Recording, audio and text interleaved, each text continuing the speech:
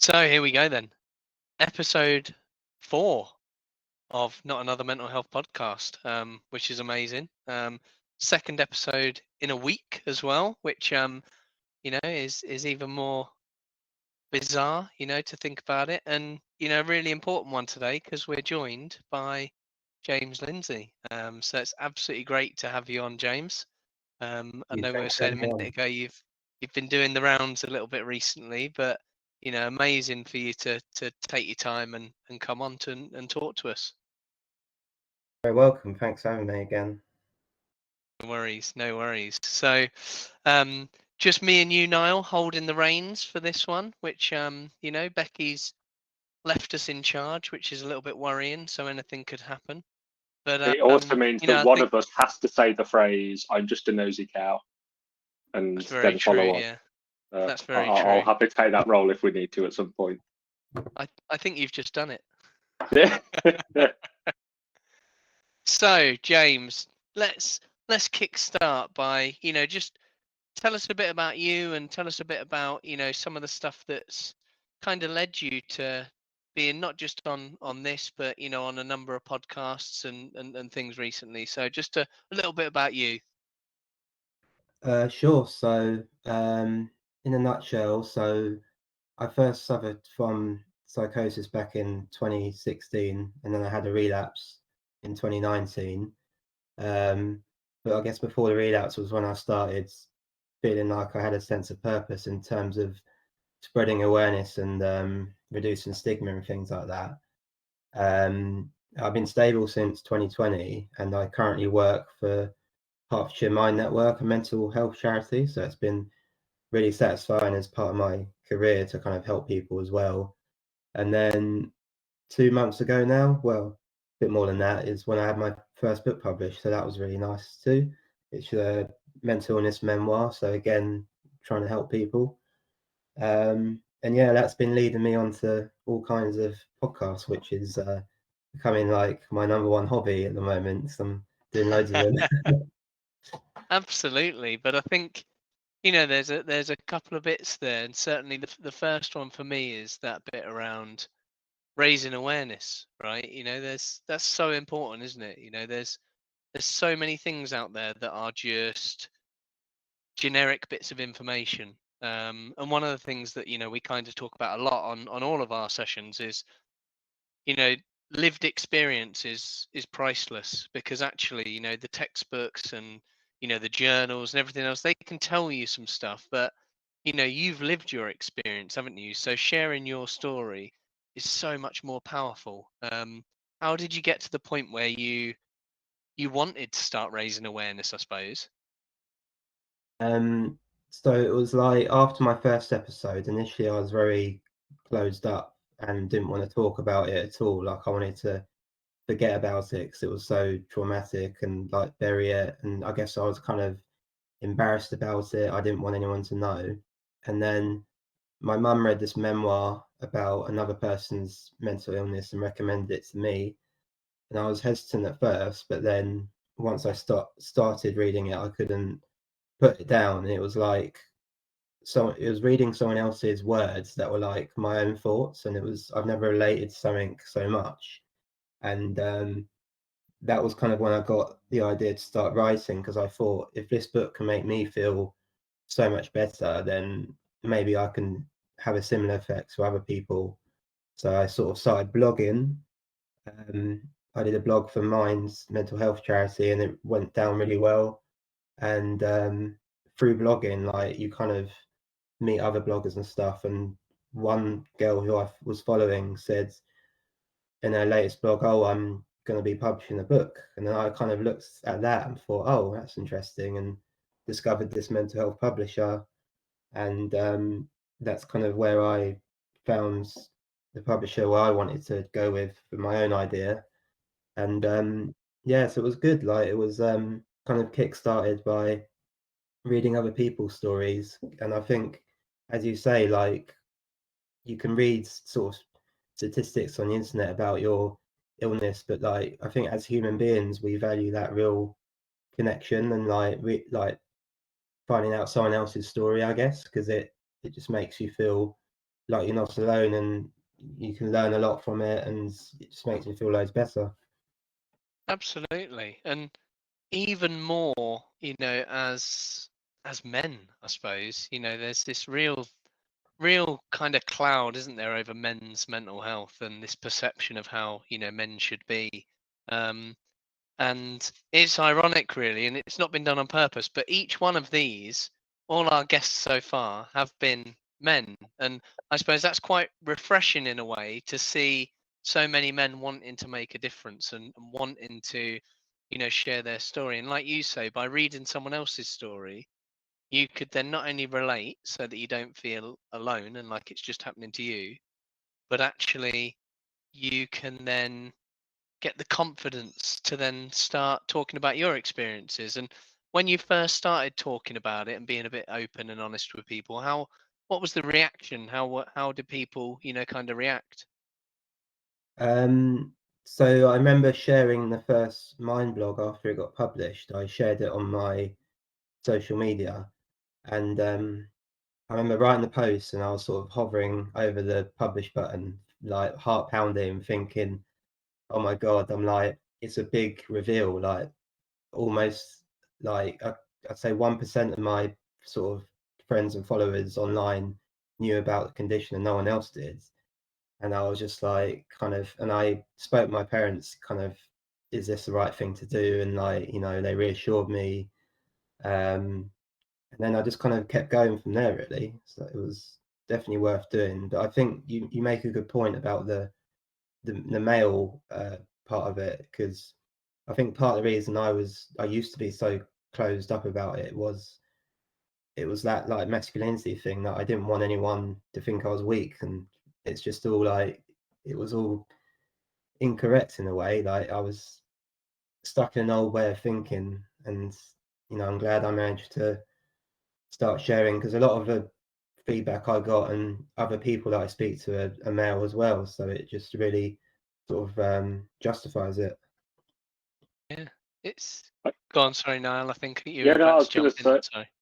yeah, no, it's interesting because I guess there's a lot of, especially as men, but I know women as well, there's stigma attached to certain labels and words as well, and that kind of led me to think then, in regards to this, so kind of schizoaffective disorder and psychosis especially.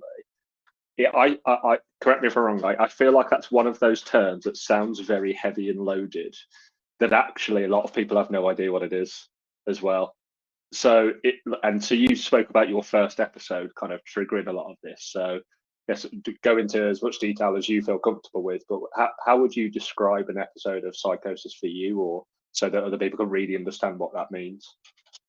It's when you kind of develop a delusion, and so it's like your reality in your head is like 100 miles away from people around you. Like you've got this sort of fixed belief about something which um seems real, like, but only to you.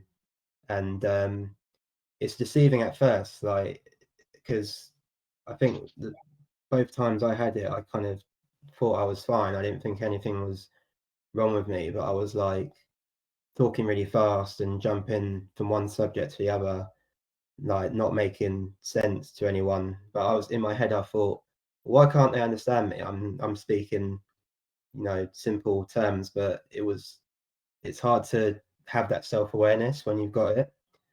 So yeah, it is like about having hallucinations and delusions, um, which can be all kinds of things. It can be terrifying, and at first it can kind of seem harmless, but um, it is it's not as common as the more known forms of mental illness, and I think that's one of the reasons I do things like this, just because I think it deserves like more of a platform. I think the more people are aware of it, then you can look out for the signs, with your mates or at your work or whatever.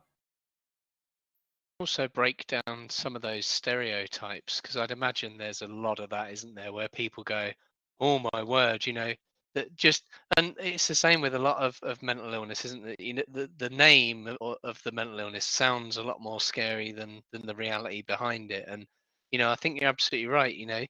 That the whole reason we kind of started doing this was that we only know what we know. We only know what we've each lived through as individuals, and actually we can only talk about what we've done and experienced. So actually, how do we educate ourselves better in the hope of then educating others? And I think it's a really brave thing to do. And like you say, to want to do it, to break down some of those barriers is really, really key. Are there any kind of common misconceptions or common kind of stereotypes that people attach to it? I think, yeah, you kind of hinted on it when about, because the word psychosis is similar to psychotic, and I think in like TV and film, when someone says psychotic, they're usually referring to like a kind of like a villain, like someone who's really twisted and evil.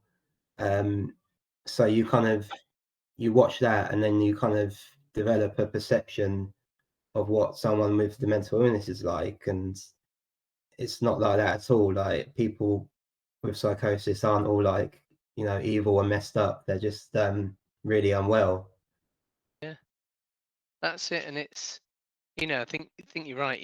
We talk about social media quite a lot because social media can be really powerful, but then it can be just a minefield of people throwing stuff around, and keyboard warriors sat in the background, that people don't then think there's someone on the end of this. So you're living through these episodes, you're living these experiences, and I suppose, how do you then so obviously after the first episode, and then you were okay for a couple of years or so, and then 2019 hit. what was there a trigger? Was there something that kind of triggered that? Was there something that so where you say better education for people so they can be a bit more aware, is there were there common things that were noticeable? There was several reasons for like the relapse. So it was towards the end of 2019. Um, so that summer I'd managed to get my first full-time role since the first episode and being made redundant. And I was putting a lot of pressure and stress on myself. Like if I didn't do something correct, I was being really like self-critical. Um, I think that was only a small part of it though. Well, another thing that happened was there was a mistake taking my medication. So I was taking an antipsychotic, 100 milligrams a day, and it was one pill a day, which I'd been given for like the last sort of 9 months or so. And then in December, the pharmacy um, gave me the same dosage, but on the box it said 50 milligram pills, take 2 a day. And it was a bit of an oversight, not just the pharmacist didn't point it out, me and my mum and dad didn't notice the difference either. So I was unknowingly taking half of my medication Oh that I my was word. supposed to be on. Yeah. And that's why I think so. I'm still on that medication now, and I'm on a dose that works for me. But yeah, for conditions like mine, I think the medication is so important because it kind of keeps the episodes and relapses at bay. So I've learned kind of the harsh way to be very careful about when I get my tablets that they say on the box and stuff what they should be. Yeah. Wow. I guess that goes into many ways as well, because I know of medication that I'm on that, like they say, they quite often prescribe to different people, and actually, if you are someone who has psychotic episodes, it actually make it significantly worse. So I think I know antidepressants do something similar where they can make kind of psychosis really severely worse, and people aren't aware of that.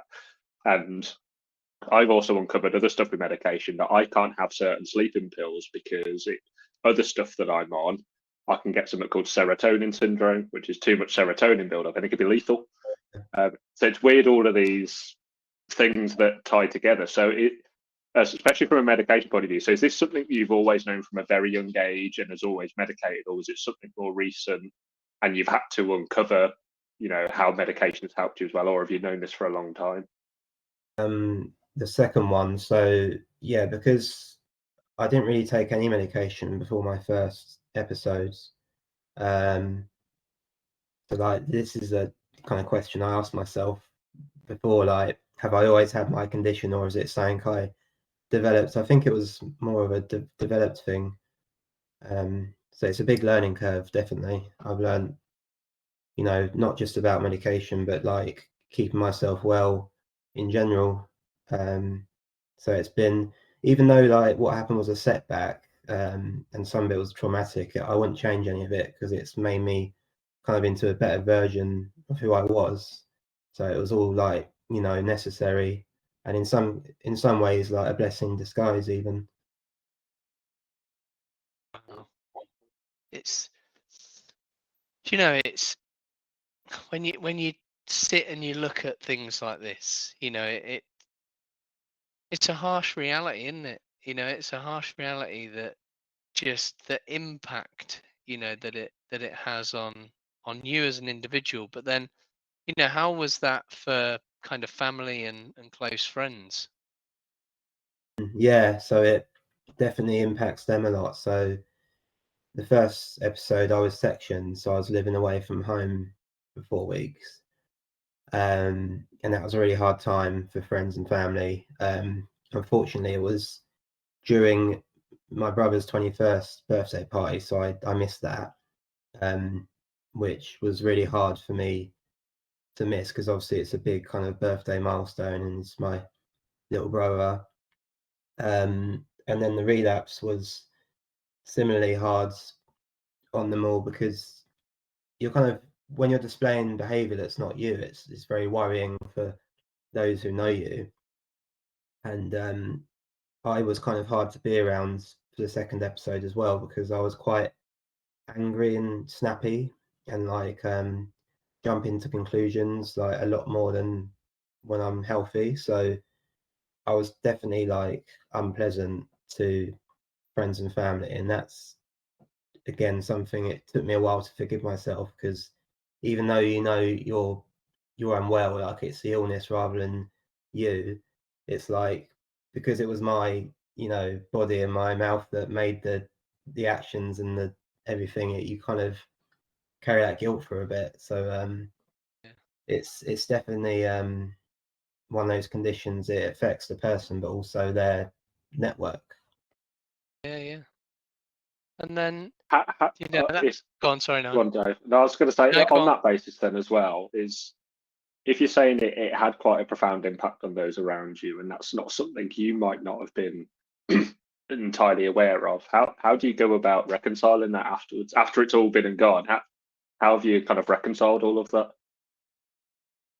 It's just having like open conversations with them because a lot of the time when I was ill, I don't have a memory of it. Like I've been told, oh, this is what you said, this is what you done, and it's really hard stuff to hear because it's like, I don't know, remembering a dream or a nightmare where it didn't happen but actually it did happen, and you're like, wow. And it's hard to kind of come to terms with, but it's better. I'd rather they told me and were honest with me because then I feel like from that point I can start to build towards like accepting it and everything like that.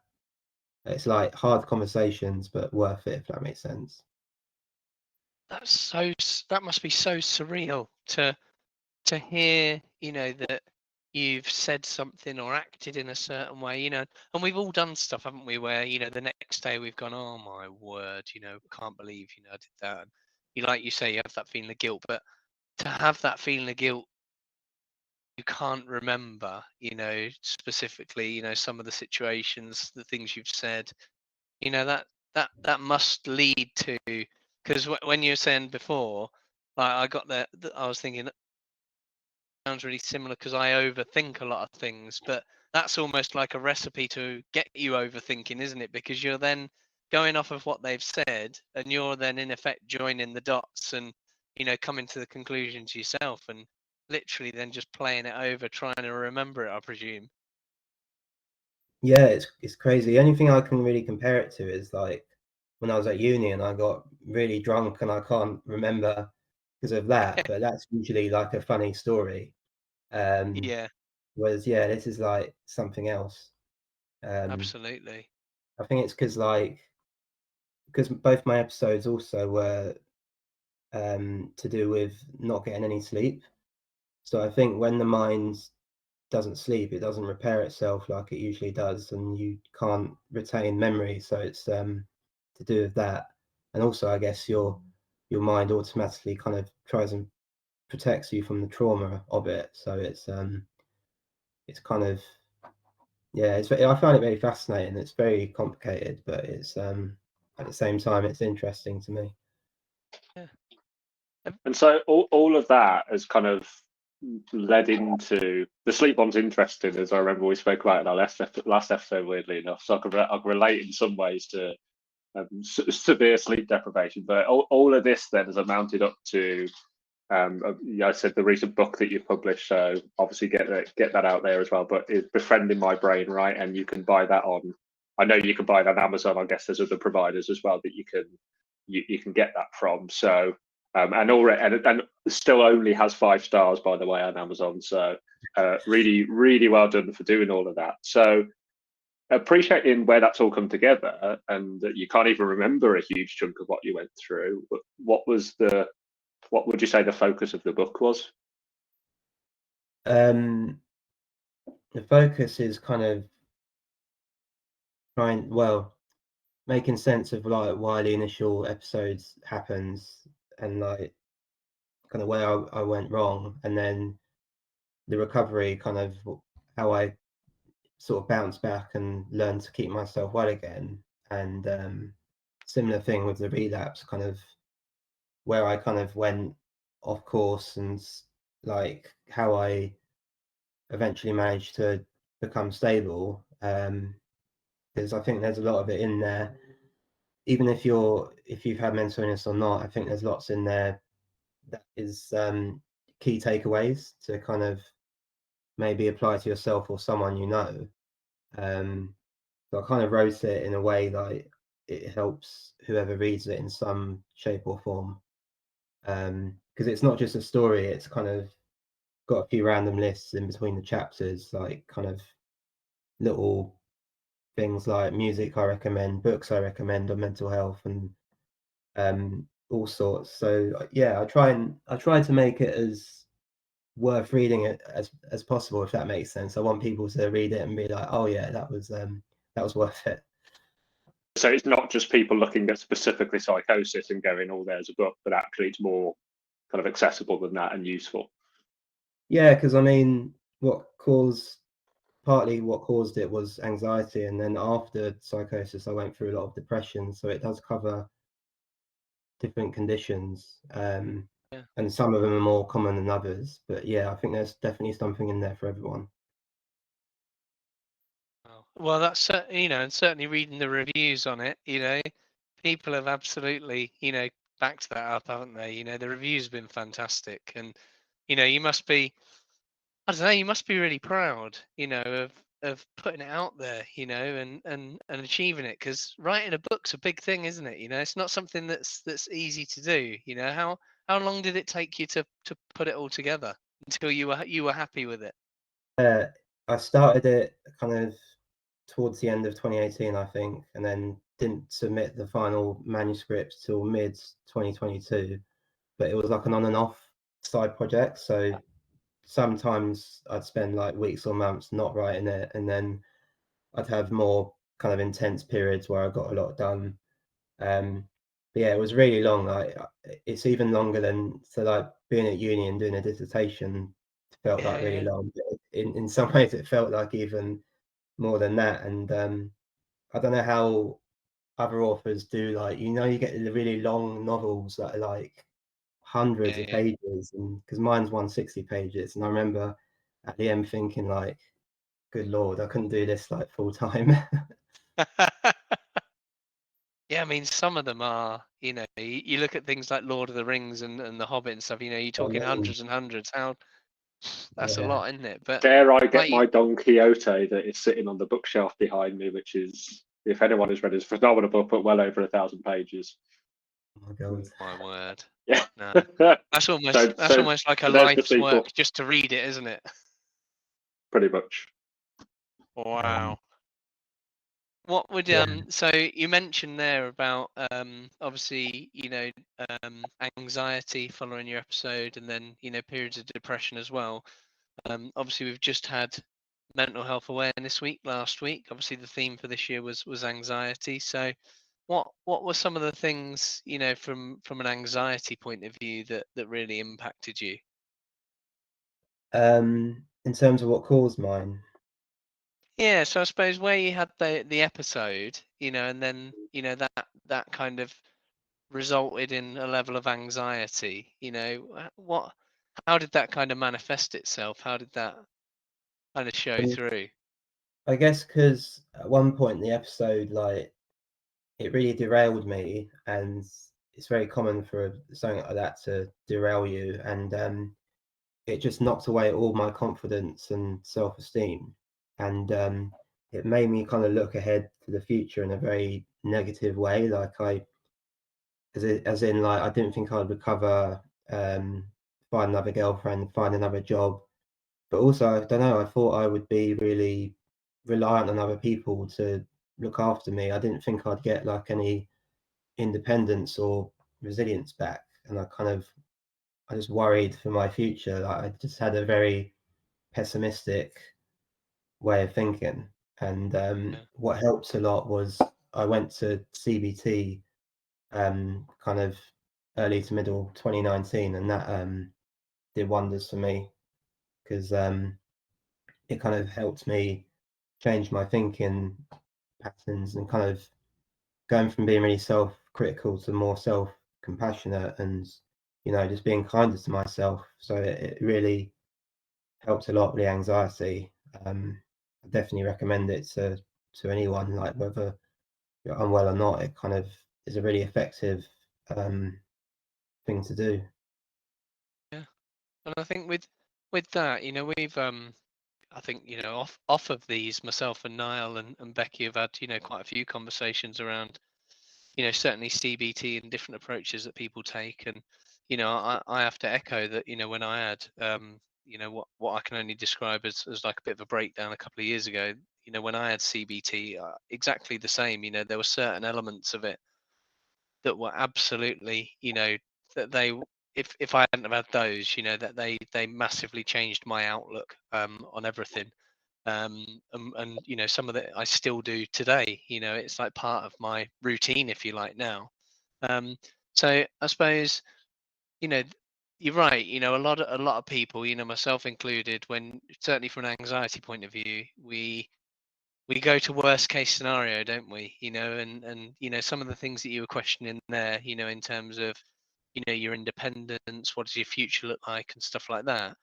I suppose for people that have either gone through the same, going through similar, having the same sort of thoughts, what's the kind of word of advice you'd give to them? Because clearly you've kind of got through a lot of those dark times, haven't you, and got to the other side. Maybe to sort of be open-minded about a lot of things, because it took me a while to find the right medication for myself, and at one point I almost in my head thought, oh, this medication, which I'm not on it anymore, by the way, this is the only thing that's going to keep me from relapsing. And it took me a while to actually realize that you can go to your doctor and kind of ask to be put on something else that works for you, and just little things like that I didn't consider before. And also, like when I rediscovered all these things that were good for me, like exercise, I used to think of exercise as just as something that would keep me looking slim and nothing else. And I didn't realize that it has such a good effect on your brain as well. And you can do it for that reason. And it's kind of, I guess, finding exercise which you find fun and enjoyable, so it doesn't feel like exercise. So you get all those benefits from it. Um, And I think, yeah, what works for one person doesn't necessarily work universally. So I think that's why I went with open-mindedness, just because it's important to find like your things, like what works for you. Yeah. What is your go-to exercise, if you don't mind me asking? I think what I find the most fun, which I'm not doing that much at the moment because I've got a bit of a knee problem, but playing football, even though I wouldn't class myself as a very good player, I really enjoy it. Yeah, yeah, Running around after the ball, and then I get really out of breath, like really out of breath by doing it, but I don't think about it. I don't realize it until I'm like really out of breath. Whereas if I was running, for example, I wouldn't push myself that much. But with yeah, football, I guess it's second nature. yeah. Absolutely. I think you're right. Exercise certainly is it's so important.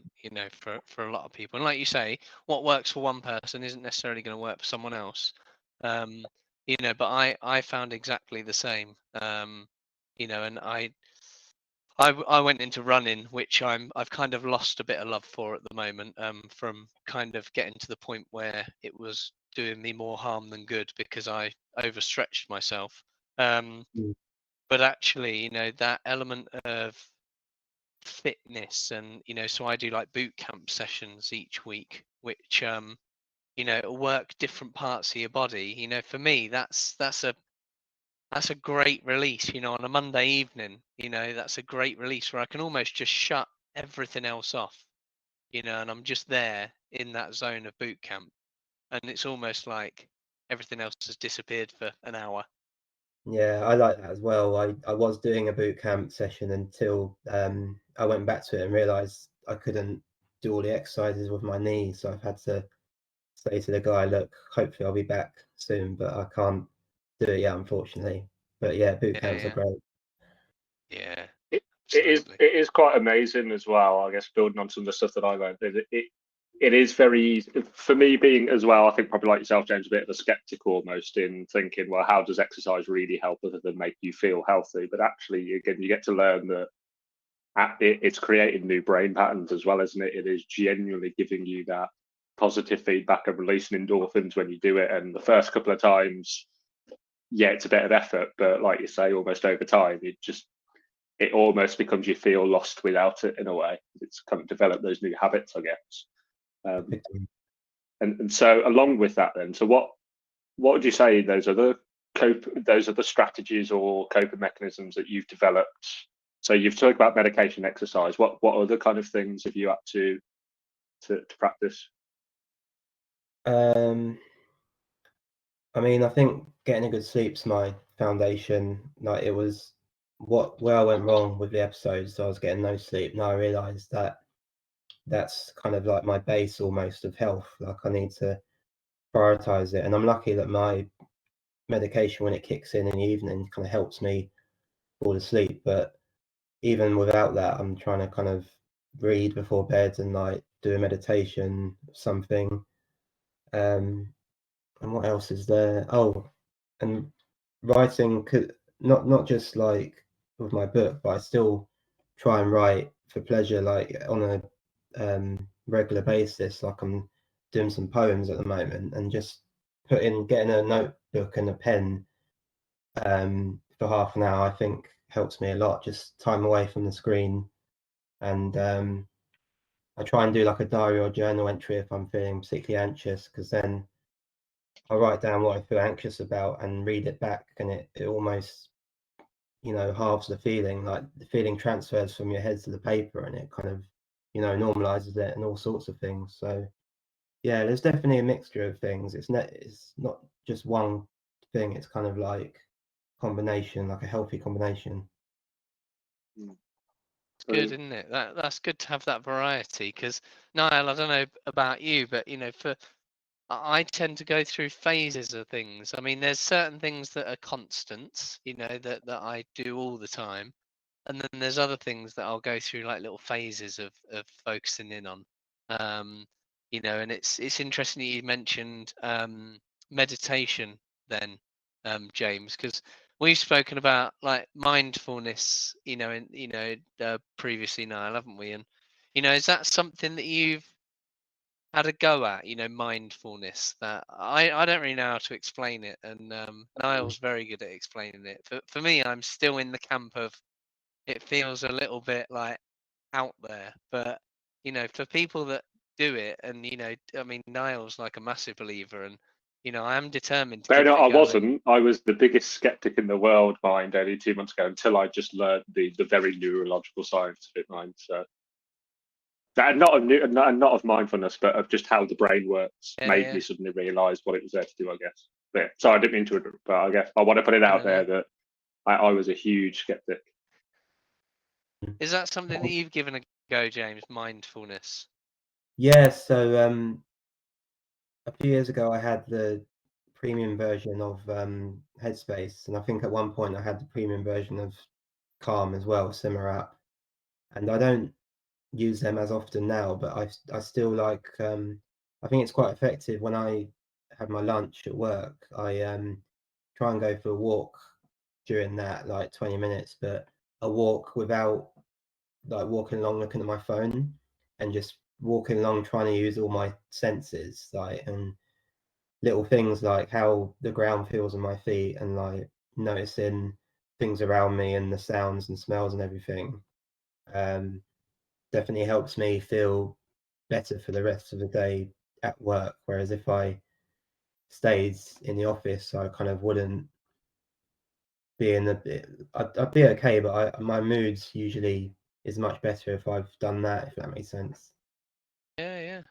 And maybe that's where I was going wrong, because when it was suggested to me to try mindfulness, I was told to do it brushing my teeth, and I was Um, like, this feels really random, and but actually what you're saying there about being on a walk and noticing things around you, and because a lot of the time if I'm just running locally, then I put music in.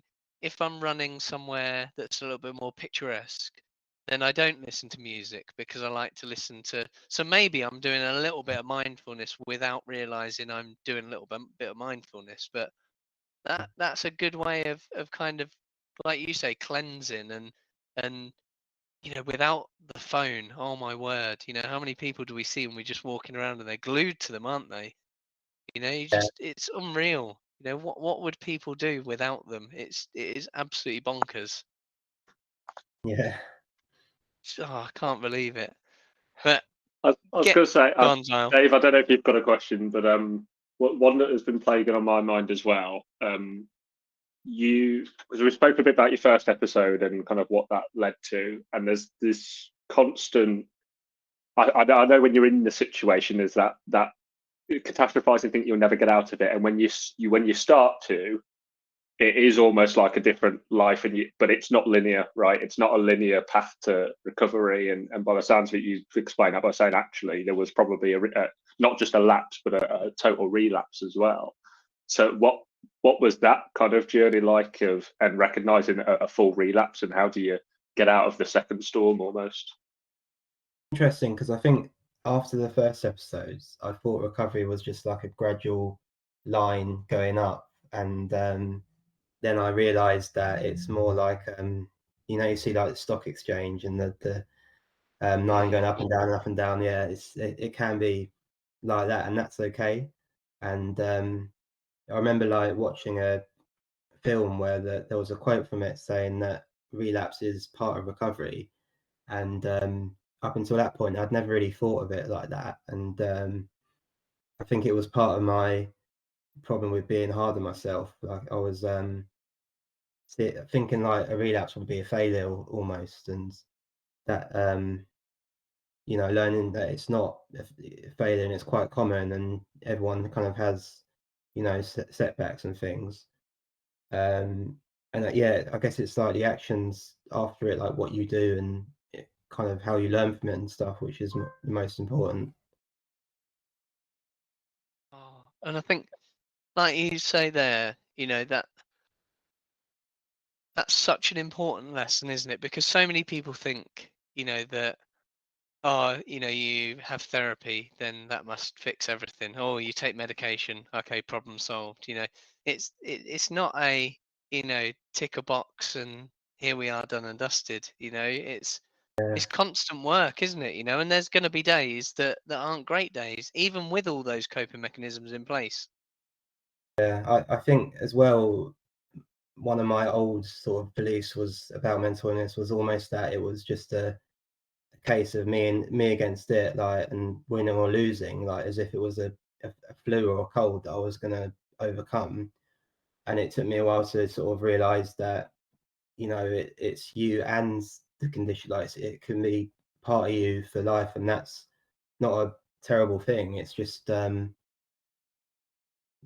kind of learning to live with it, and like befriending it is how the title of my book came about. But I think that's a really important thing, because I used to think, oh, it's me versus the illness. I'm going to come out on top, and the illness is like, never gonna get back at me. Like I'm going to win.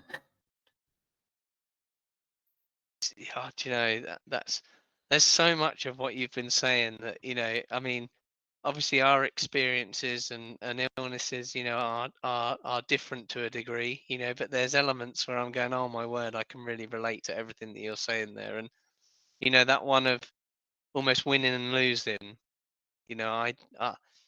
over 20 years ago, when I first started to recognize, that there was stuff that I was struggling with. I was in that mindset, and I tried counseling a couple of times, and I'd get so far, and then I'd be like, oh, I've got this, almost that mentality of I've won, I've Yeah, defeated it, and yeah, then you go so long and you realize that you haven't defeated it. And, but for so long, I just kept that mask of going, well, no, no, no, I'm going to prove you wrong. I'm going to prove you wrong. I'm going to be the winner. And I think it is that realization in the end, that actually, do you know what? There may be some days where it doesn't affect you whatsoever, but actually, there's going to be some days where it does, and it impacts your ability to do normal stuff, to function, to enjoy certain things. But that's okay. It doesn't make you any different. It doesn't mean that you can't do certain things. Can't define who you are, I suppose, is the most important message. But what was that transition like from moving from that winner loser mentality to realization of almost we're in it together? It's almost like a partnership, isn't it? yeah. It feels quite liberating and freeing in a way, because it's like, because if you're thinking you want to come out and you want to on top and you want to win, and it's like what you're doing is like you're going against yourself in a way, and it's like you versus yourself. And so it's kind of, it's like, I don't know, instead of going in different directions, you're kind of going the same way together almost, if that makes sense. Yeah, yeah. um Instead of and fighting like, it. yeah, and I guess also not taking being healthy for granted, because just because I've recovered and I've been stable, I don't think in my head like, oh, I'm not going to experience anything like that again. And I try and be have a positive outlook on the future and everything, and kind of, I know part of me, for comfort, let's say, assumes like I'll continue to be okay, but at the same time, not completely dismissing the idea of ever getting unwell again, because I think that's kind of where went wrong last time. That almost potentially sets you up for defeat, if you like, for want of a better word. Going from that winner loser mentality. If your mentality is I've got to win, I've got to defeat this, I've got to overcome it, you know, but actually recognizing that there's going to be some tough days ahead, there's going to be some bumps in the road, because otherwise you're just setting yourself up to fail almost, aren't you? You're Yeah, setting an unachievable goal. If you think that something's never going to happen again, whereas actually, if you look at it the other way, you can almost then be proactive, to a degree, and recognize certain things. So, would you say that there are key, things that either you or those close to you would recognize if you were, gonna, have another episode? Are there key signals? Yeah, there's a few. So like my partner and my parents know that both episodes were caused by stress. So if I if they realize I'm stressed or I tell them that I'm stressed, it's kind of like not panic stations for them, but it's kind of like, makes them want to help and things. And um they kind of know from both times how I was behaving and acting, and um like I wasn't sleeping and I was talking really fast and not making sense. So like there's been times before, well, not a lot of times, but there's been times where I've almost had like a mini blip where I've started to kind of display a little bit of it maybe, but if you get in there early and address it, you can kind of get back on track. Um, so yeah, I'm lucky that I've got my support network around me. Both like my partner and my parents, but also my close friends, like who I went to uni with and stuff. Like they've all got kind of this shared understanding. Um, so that makes me feel really safe and like assured. Yeah, absolutely. So with Um, that shared understanding as well, then, because obviously, from what I understand, your psychosis is very much linked not to stress, but also kind of schizoaffective disorder, which I guess is another thing that people probably have some very weird misconceptions about. Um, but I guess so. One part of my question is, how would you describe schizoaffective disorder for you? And also, what difference has knowing that made to the people around you? In like, what is it that knowing that about you have they been able to do differently to help you? Um, I guess I'd describe the disorder. I always start by kind of confirming that it's like on the spectrum between schizophrenia and bipolar, because it's both a mood disorder and a psychotic disorder. Um, I believe I'm more towards the schizophrenic side because I take antipsychotics and I don't take a mood stabilizer. I've taken them in the past, but I don't take one at the moment. And that's enough to keep me stable. My one medication. um, and the medication's so good. It's not like I don't have it, but it's like with the medication, it's kind of minimal. Like I just it lets me live the life that I want essentially. Um, what was the second part? Sorry, of the question. So the second part, no, I appreciate I overloaded it, to be honest. So Right. it also with your family knowing about schizoaffective Oh disorder yeah. and psychotic episodes, what is it that they can do differently or have done differently to help you knowing that? Um, I guess like when I'm stressed, it's kind of that compassionate thing that your loved ones do of like, how can I make things easier for you? Um, so like I don't know, little things like my partner will say, I'll do dinner and washing up tonight. You relax. Um, and like I don't know, if I've got a lot of things on my to-do list, it's like they help me kind of realize what I can, delay and what I, trying to make things more realistic that, so I can be, less busy and sort of stressed in that way.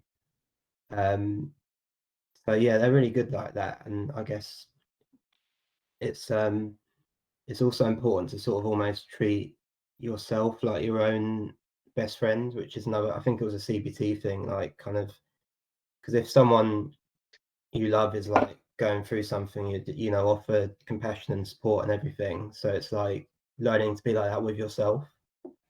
yeah, sounds easy, doesn't it? Sounds easy.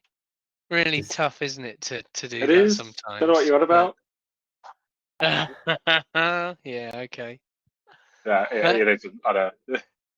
the stress thing's interesting. I know before we started, we were having a quick chat about this, about stress, because obviously when I joined and then got cut off and then joined again, I was talking about a stressful day and stuff, balancing work and then the reality of, oh my word, I've not got any broadband and what am I going to do? We're due to kick off in like 15 minutes.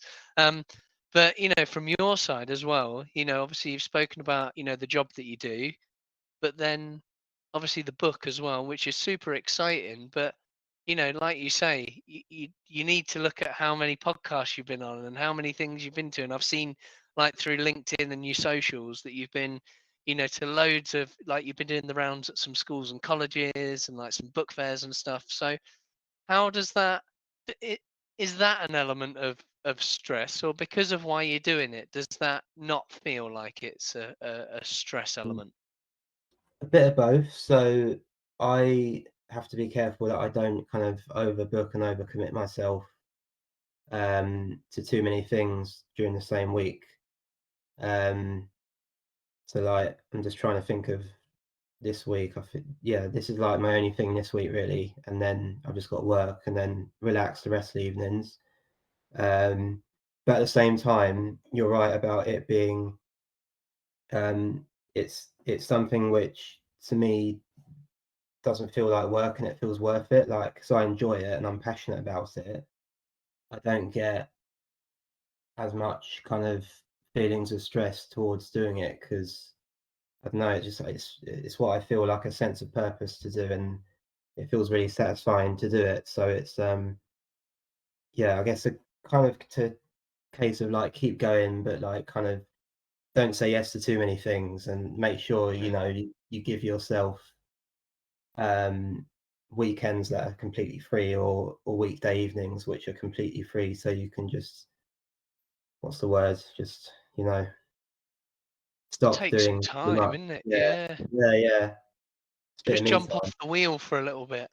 Yeah, Because it must be tough actually, certainly with, I mean, I think you're downplaying it quite a bit, but writing a book's a massive thing, it is absolutely massive, and that's then when it's something so personal, that's even more. So you talked about, when you were going to press, submit to your first blog post. I remember when I was going to do my first LinkedIn post, and I was going to press post, and then I was like, but people will see this, and oh my god, what if I change job, and all of this sort of stuff. But this is a massive thing to put your experiences to paper. And I think, what would your words of advice be to someone that was kind of sat there thinking, do you know what, I've got a story to tell, but I don't know whether I should or whether I could, or how will it be received? What's the vote of confidence that you can give people?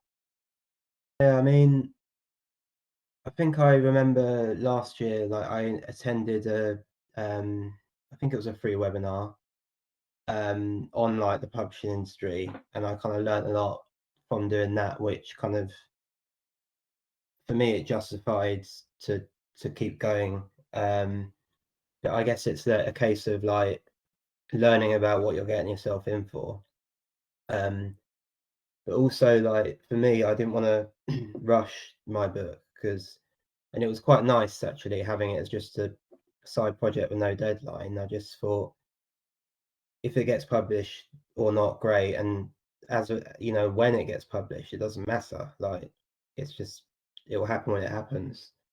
Yeah, And I think like it's interesting because you mentioned social media earlier, and there's this like you see some videos sometimes of people who are doing this and that, and it's almost like they're promoting being so productive and like doing so much all the time and having a side hustle as well as a full-time job. It's like the thing to do, whereas actually it's the opposite of that. You've got to kind of keep your fulfillment and your health first at all times, and absolutely. what you can do outside of that, then whatever. Yeah, I people used to find that always underestimate it, don't they? entertaining in companies. I remember sitting around as an apprentice in my first workplace, and they gave awards at the end of the year, and at the end there was and for 30 years without a single day off goes to so over here, and they would all applaud and cheer, and they would get a nice big prize or something. And I remember sitting there at like 19 years old going, is that good? I don't That doesn't seem like a good thing to me, because we all know they're obviously the person that when they got the flu was the one who came in and passed it around to everyone as Spread it well. round. So I think it's a really, really valid point and I guess anything's possible if, as long as you look after yourself in the process of doing so, I guess. Yeah. That side hustle piece, like you say, that's really interesting that you say about that. You know, and I remember when Becky, Becky had attended. I mean, I've known Becky from stuff before, but then from a professional point of view. But then I did a webinar last year, and I remember like I had a call with Becky, and she was like, "Oh, if you want to do something at any point, then that would be, then I'd be really up for it." And at the beginning of this year, when we sat and had a call about doing this, I said, look, I haven't got the capacity to do all this like loads of forward planning and because I've been on a couple of podcasts and to be fair they've been pretty laid back, but then there's some that have so much stuff go into it, and like preset questions and all that sort of stuff. And I was like, I can't do any of that, for me, because I haven't got the capacity to sit and think about it, and I prefer to just have a conversation. For me that works, but it is interesting because I think there are people that then go, oh my word, how do you do this and this and this and this, and it's like none of it's easy. It's coming on here, having conversations like this, none of that's easy. And talking about your own personal lived experience, that's not an easy thing to do because you're opening yourself up, you're showing your vulnerabilities. But ultimately, and it's the point that I come to a lot of the time when I, if ever I question myself and think, should I keep doing this? I get to the answer and I go, but if I don't, then who is? Who's going to do that? So from your side, with yours, then it's exactly the same, isn't it? If you didn't read that book that someone else had written, would you have then been motivated to write your book? And you might have been, but who knows? So recognizing that other people are doing it, but doing it within the realms of what they're capable to do at that moment in time is so important because you did it for the right reasons rather than doing it for someone else or for something else. And like you say, you were writing it without a deadline. There wasn't someone hounding you every week going, James, how many words are you up to? James, where are you with this? James, you first, you were in control of that, weren't you? Yeah, and luckily I wasn't like that in my own mind, like bossing myself around. So you mentioned earlier that you're writing some poems and stuff at the minute. Is that the start of like book 2? Are we getting to get a release of poems? I hope so. So it's I'm waiting for the first book to be out for a certain amount of time, and I'm hoping I can go to the publisher and say, this many sold, and kind of submit some sort of version of the second one. It's one of those things as well though where I feel like I want to include illustrations in it as well as just the poems, which is like not my strong point at all. I'm not really much of a drawer.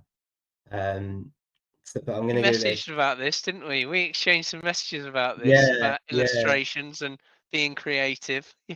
yeah. But I'm gonna give it a go, like, because it's fun and it's mindful and it's therapeutic. And I feel like if I submit it with some form of illustrations, even if they're rubbish, there'll be like these kind of they can work more as concepts. Like this is something that could be like a better version of this would go with this poem Yeah. sort of thing. But do you know what? It's genuine then, though, isn't it? And there are that, Yeah, I can't think. There are books that I've read, and the people that have written them have done, illustrations, and you look at it and you're like, wow, but it adds to the whole thing of what you're trying to do because, like you mentioned writing, when I got into journaling, before that, I read about like free drawing, where you just like put a pencil on paper and draw, and I gave it a try and I was like, oh my word, that's horrendous. But it is that, isn't it? It's that you're expressing it not just through the poems, but then in terms of the illustrations as well.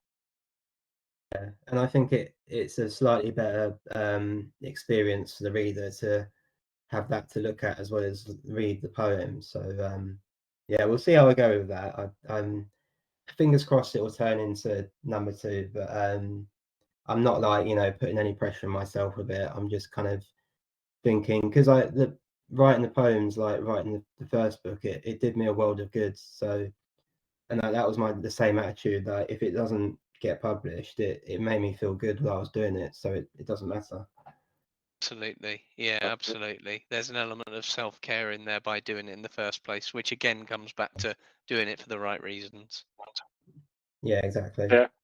So I was curious then, as we approach the end now, of I guess from your point of view, James, if you were to leave any audience with, you know, one key takeaway, be it about schizoaffective disorder, psychosis, or mental health generally, what's that one bit of advice you would hand out to everyone on a platter?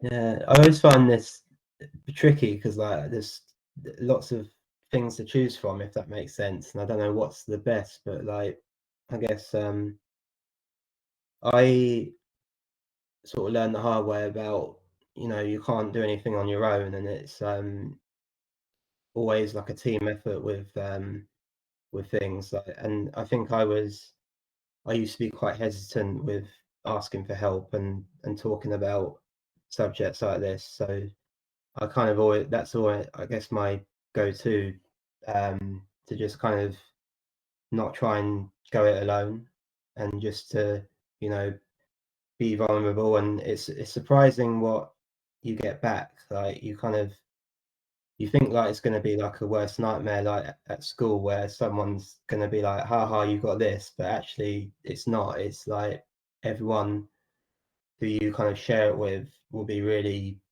caring and supportive. And it's like I was brought up by like mum and dad used to say to me, a problem shared is a problem halved, and it's still very true to this day. And it's I feel like the more allies you get, like the better, like the sharing sort of thing. Fantastic. Absolutely. And I think, do you know what? You're absolutely spot on. You know, I think we can all relate to trying to cope with a lot of things on our own, and you know, goes back to the conversation we were having right at the beginning, doesn't it? In terms of like men and you know, men dealing with these things and thinking they've got to be a certain way, but actually that surprise, you know, in the fact that people are really supportive when you do open up. And I think, you know, massive testament to you for not just the work with the book, you know, but before that started with the blog, with spreading the word, with everything that you're doing, you know, it's making a real difference, you know, and that is absolutely huge. So, Thank you know, you. massive thanks to you for all the work that you've done and continue to do, and a massive thanks for taking some time on a Tuesday evening to talk to us. We really appreciate it. And thanks again to you two, doing what you're doing. Like this platform, I'm sure is helping loads of people. So thanks for hosting it. Now we've got to compete with yours and the One Show now. Where that's going to go, who knows? But if that's what you were on, we'll see where that goes. Absolutely, yeah. I would say tune in for episode 5 when we're on the One Show, but we won't be on the One Show for episode 5. But honestly, you know, I wish I had the presenters' numbers, just and I could be like, yeah, here you go, just ask, but I don't. yeah. No, it's do you know what? You know, I think we've all probably got a similar opinion that if in any way, shape or form we can reach one other person and someone else can either get support, recognize something, then you know you've made a difference. And you know, as I keep saying to a lot of people, I've never known anybody that's turned around and gone, "Oh, I've helped one person, I'm going to stop now." So, Yeah, you know, yeah, we've got to, you know, keep on keeping on, because ultimately, you know, you can see it with a lot of, you know, younger men, certainly, you know, in society today, starting to talk more openly. I know you were on with the boys from Chaps Chat not long ago. You know, they're a prime example. So, you know, yeah. all these things are helping to break some of that down for the next generation. So, yeah, keep it up. Thank you very much. Fantastic. And it always looks like just at that point your internet Well, decided to on conk that out for note, a moment then. what, mine? Yeah, just No at that way. fine moment. you're back now, but It's been good all for the whole thing, and then just then, brilliant. But no, I think on that note, a massive thanks again to James. Your book, Befriending My Brain: A Psychosis Story, is available to buy. So, good man, look at that. But yeah, this is what it looks like. I don't know if you Absolutely see it the right amazing. way around. It's like mirrored, isn't it? Yeah, we got it it. is the right way No, around, that's spot unfortunately. on. Yeah. It's just for me then. No, that's brilliant. Thank you again for joining us. And yeah, episode 4 of Not Another Mental Health Podcast.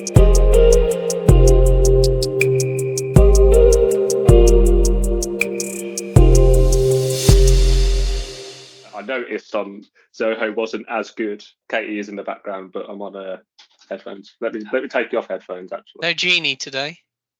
I don't know if I can get the genie. Doesn't work quite as well. Oh, almost. Maybe if I shake, nah, it's definitely not. It was doing it on Zoho though. To be fair.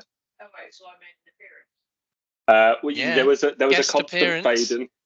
Yeah, there was like a constant bit of a judder